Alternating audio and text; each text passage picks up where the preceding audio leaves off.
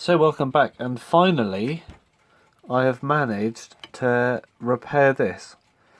As you can see, it's still a bit damaged, but the main issue is actually getting it straight, and it took a real, I had to put it in a drill to watch it turn and sort of straighten it out before I dumped a bit of super glue on the middle of the shaft to stop it breaking again. But that wasn't the main problem. The main problem was I couldn't figure out, even though it was perfectly straight, I couldn't figure out why it wouldn't work. Because I was putting it in, putting it back together, just the motor. I haven't touched the movement yet. I've cleaned it though. Turned it on, but it would just not move. And even if I tried to physically turn the rotor around by the pinion at the bottom with a stick, it would just sort of stick. It wouldn't move at all. And it turns out, I'm pretty sure, that was because it was not perfectly straight, and therefore it was rubbing on these leaves, which come out of here. So what I've done is I have bent the leaves about 2 degrees outwards, all of them, and now it spins freely and the motor works. I have tested it, but I disassembled it again just so you could see me reassemble it. I don't know if that would have a really bad impact on the movement at all, having the leaves bent out a little bit than they were. It would mean they're further away from the rotor, but I don't really know if that would have any effect on the speed or anything like that. But we'll have to find out, I guess. I mean, at least I got it working, and I did find, just in case, I found a replacement one on eBay. So that's up in a few days, and if I don't get it up fixed by then, there is hope for the clock. But anyway, I'm going to put this back together. I've all oiled the inside there, and I've oiled the ends of it. And yeah, finally, it looks like we're making progress again. So I'm just going to seal this up, and because the cord on here is so short, I won't really be able to show you it spinning around until I get a longer one on there. But yeah, I will bolt this back together again.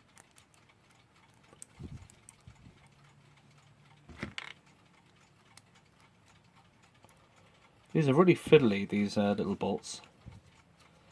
Don't know why, they're just the way they are. And for some reason there are 2 in here. Probably for the best conductivity or whatever. I don't know. But yeah, these are very clever synchronous motors. And they are very, very accurate as well, if not perfect. Because they depend on the actual mains. Right, there we go. Yeah, the only downside is if you're in a place with power cuts. We do get power cuts sometimes, but that's usually a fuse or something, rather than the actual power grid itself. Then yeah, they do stop every now and then, but usually they're fine.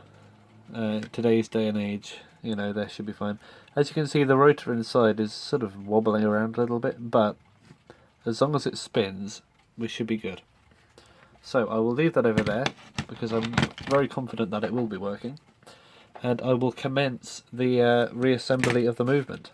I have put a couple of them in here, but I need to take it apart again anyway, because it's got my fingerprints on it and stuff from reassembling it.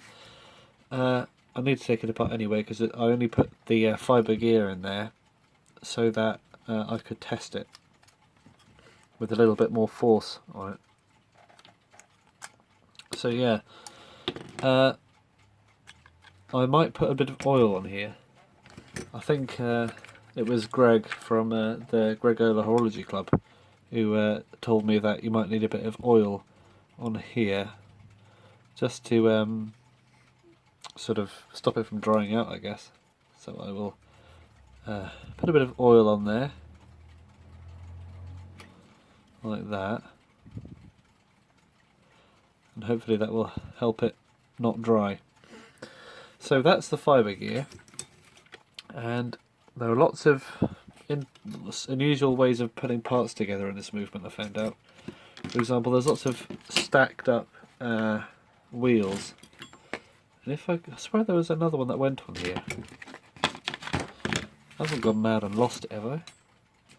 Or is it? No, it's this one. Okay, yeah, this is the centre one, and this should go through there, I believe. Yeah, that's for the hour hand, I think. And this one, I think, is for the seconds hand. So should I put a bit of oil inside here? I might. A bit of oil in there. Just, I don't know. It makes sense, I suppose. It's not a slow moving part. It's one of the faster wheels in here. I think then this will go like that.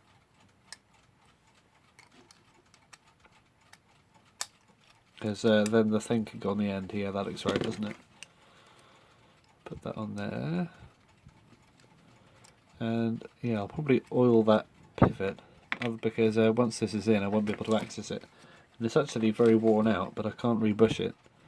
So I will instead just make sure it's clean and lubricated, and then prevent wear from happening much further the best I can. Alright. So push that on there, that should be good. I think that's about how it was, because it was sort of sticking out from the plate like that. Alright, then we've got our fibre wheel. I feel like I'm missing a part, I don't know why. Everything looks so far away from itself, you know. Oh, that's because of these. These are riveted onto the thing. Oh, okay. Right.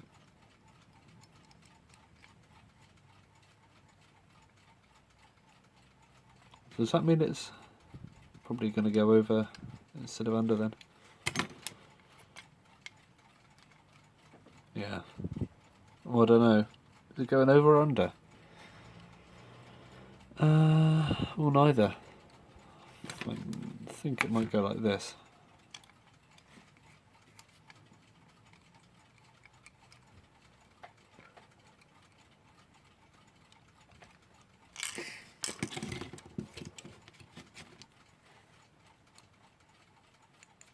Ah. Okay, got it upside down.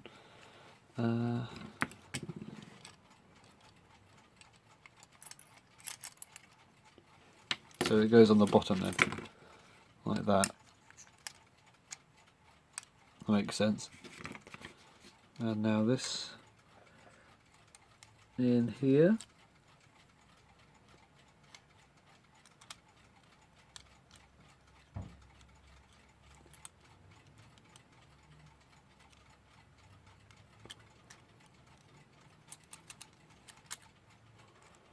Like that.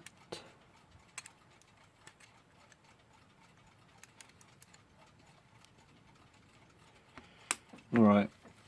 Okay, it's coming together. Thank goodness, after all of that.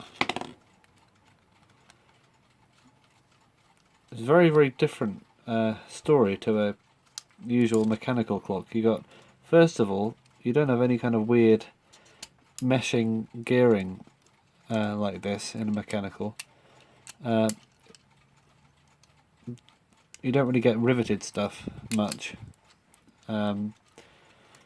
Almost like this has not been made to be serviced as much as a mechanical one is.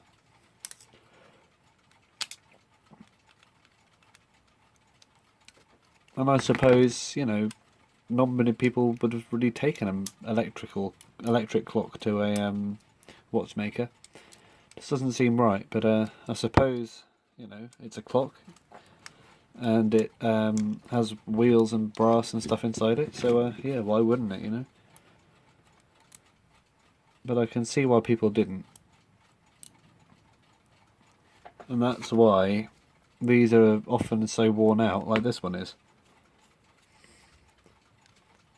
but I believe it still works. And in my current circumstance, I will not be able to recondition these bushings. But look how fast that is now. Look at that. Okay, that's pretty good. The amount of it hasn't even been oiled yet. That's probably why it's so loud. And yeah, this is basically an electric clock. Is basically just a big old a gear train, really. There are no escapement. There's no sort of balance wheel or anything. It's literally just a line of wheels. And because the rotor is the part that is the is basically doing the low friction stuff. It's high moving, low friction compared to the driving force of a mechanical clock, which is a mainspring, which is probably the higher friction end of the movement, and it is much slower turning. You have a different kind of gearing where you have a reduction in speed and an increase in power compared to an escapement where the spring is at the other end and it is delivering a lot of power to have very little power come out the other end. For example, with the power in the rotor and the speed of it spinning, it's turning a small pinion to make a very slow moving hand. So you've got a fast motor turning to make a slow hand, and you can have a lot of power in there. So it makes you think, what if you get your finger stuck inside an electric clock near the hand, near the motion work? There's going to be a lot of power in there. And goodness knows, you know, what kind of damage it will do. Probably something worth thinking about, the amount of power that's in an electric clock. I feel this one shouldn't be done up. Don't know. Was this one ever done up? I think it was. That was where the motor goes, isn't it? But yeah. Bolting thoughts. Thoughts you get when you're trying to not bore people by doing up bolts, I guess.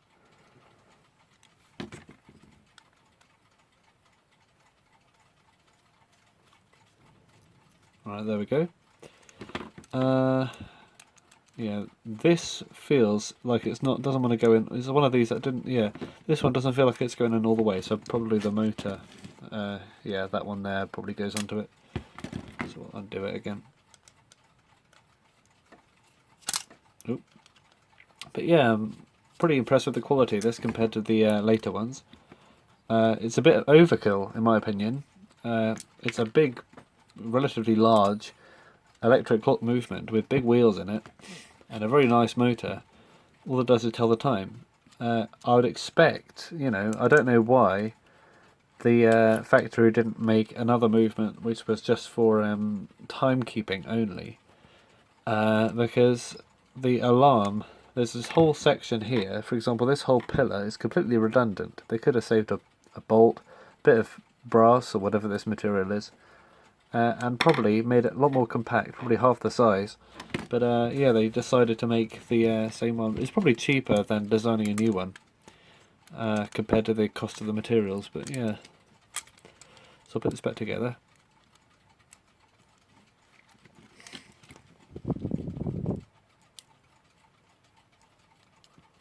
Like that.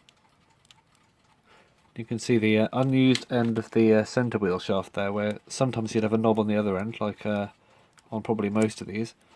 Whereas on this one, you've got the knob on the front, so it's got a special adapted centre arbor. Slipping the screwdriver again. There we go. I still prefer a flat blade, but they do slip. Phillips just makes me think of modern and cheap. Whereas a flat blade, it's like, oh yeah, proper, oh my god, vintage quality. And lots of slipping and scratching as well. But that's part of the fun, isn't it? Okay, so I'm just going to go off camera and test this, purely because the cord is too short to try it out on camera. And I believe it's short because, well, the ends of this cord are actually, you know, treated. I think they're tinned, so they are ready to go in something. So that makes me think the end of this cord probably would have had a clock connector on it instead of a normal plug, because you would have had a clock connector on the wall, so you wouldn't have needed such a long cord down the wall. So it could have plugged straight into the wall with a special kind of connector. Why does it become connector? Connector just for an electric clock. Anyway, I'm just going to test this out. As you can see, oh, I need to oil it. That's right, don't I? There's the oil. Nearly forgot to oil. Alright.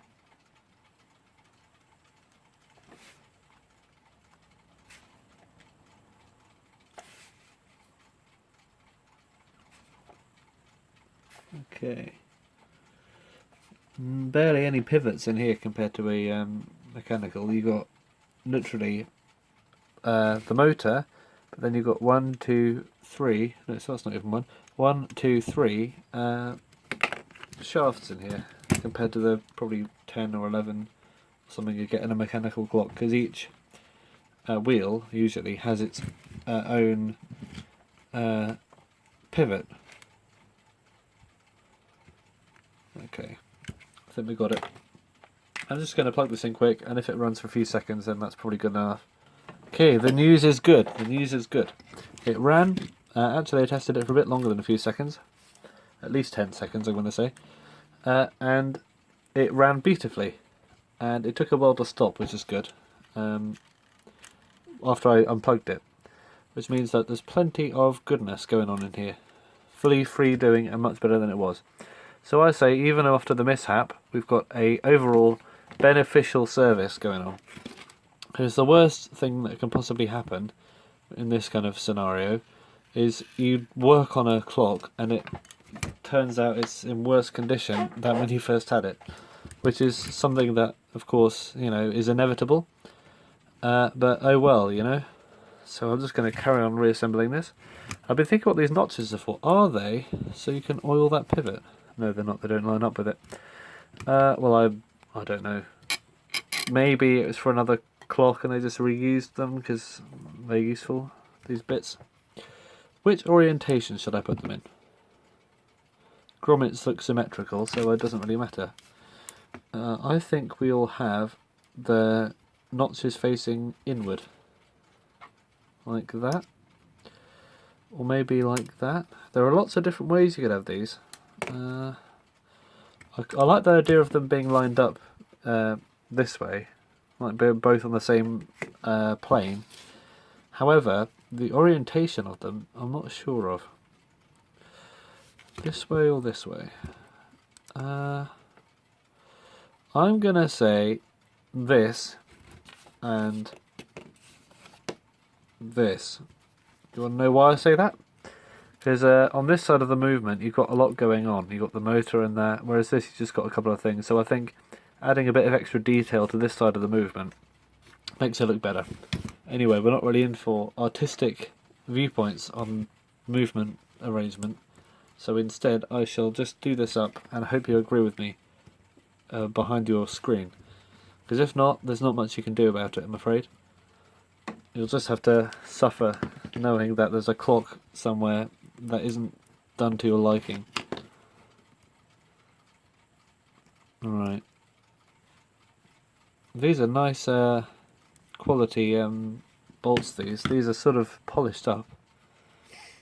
I don't know why they decided to put so much thought into an electric clock movement. Because at the time, 61, I assume it was 61, the 66 was knocking around. And so was the Style 7. And over here, none of those movements had plating on them. They were reasonable quality, yeah, the Style 7s were pretty good movements. But this just seems like it's higher quality than the mechanical ones. And it was probably cheaper than them. So I don't know. Maybe it wasn't. Because this is the only electric clock movement I've seen from Scotland around that time. But yeah, it's pretty interesting that they only had one. Because I mean, later on, with the Contessa, the brass rim one I've got, and the Moonbeam, those are different. They're based on the same design, but the moonbeam is sort of different because it's got an alarm. Whereas this one is just the same movement with less bits in it. I guess it's actually a better design, this one then, really. Whilst I'm fumbling with this. There we go. Got a bit of something stuck in my thumb or something, whatever finger that was. Also got a bit of a headache. Mainly because I just noticed my glass of water up there that I poured ages ago, but I've been drinking out of a different glass, wondering where this one is. So I'm just going to have a sip of that. Without water, I am nothing but a dry man. Where's the other bolt? There should be another one. I'm not. Oh, there it is. Aha! I actually found it. Whoa! Me finding something. Bloody hell. Okay. Now, I don't know about you, but I believe that this second-hand thing should be pressed on a little bit further. However, I'm probably wrong, so therefore I will leave it. Now, what a contradictory turn of events for a YouTube video. Ooh. So here we have it. The believed to be working, fully assembled, Logan-esque movement here. Just checking if there's any laxity in the old bits. Seems alright to me. It's a very heavy thing for electric clock. I mean, the coil's the heaviest bit as usual, but even then, it's a robust thing, and I love these movements. They are very weird looking, and that's the only thing I don't like about them, really, because they seem to be very well made. I think they were designed in America for the original Logan or the Moonbeam or something, because over there they had different ones. They had the same ones, and that seems to be one of the only times where the Scottish factory and the American factory had a lining up, but not the Canadian one. Because it seems as though the Scottish factory was on a very different tangent to the other two, but probably followed the Canadian one more closer than the... mixing my language up here. Probably followed the Canadian one closer than the USA. There we go, finally got it out there. So, I think it's time to end this video because it's quite long, and we shall get on to reassembling the case because I really want this clock on my wall.